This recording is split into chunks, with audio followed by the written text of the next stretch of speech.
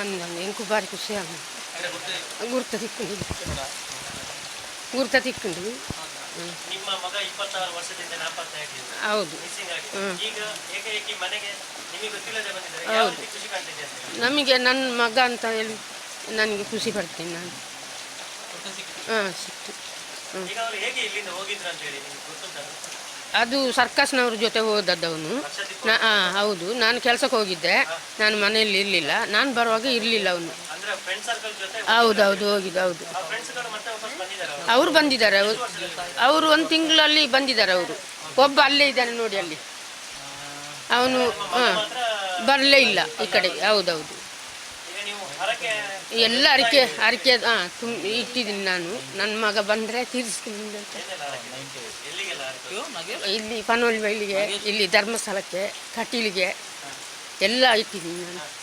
ಅವನು ಬಂದ ಮೇಲೆ ಎಲ್ಲ ತೀರಿಸಿದ್ದೀನಿ ಅಂತ ಹೇಳಿದ್ದೀನಿ. ಹೌದು, ನನಗೆ ಬಂದು ಹೋಗೋದಿದ್ರೆ ಸಾಕು ನನಗೆ. ಹೌದು, ಅಲ್ಲೇ ಬೇಕಾದರೆ ಇರಲಿ, ಇಲ್ಲಿ ಬಂದು ಹೋಗಿ ಮಾಡಿದರೆ ಸಾಕು ನನಗೆ. ಆಯಿತು ಅಂತ ಹೇಳಿದ್ದಾನೆ, ನಿನ್ನೆಲೂ ಮಾತಾಡುವಾಗ ಹೇಳಿದ್ದಾನೆ. ಆಯಿತು ಅಂತ.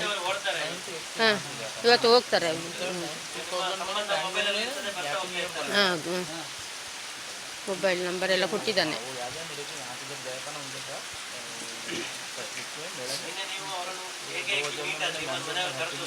ಹೌದೌದು,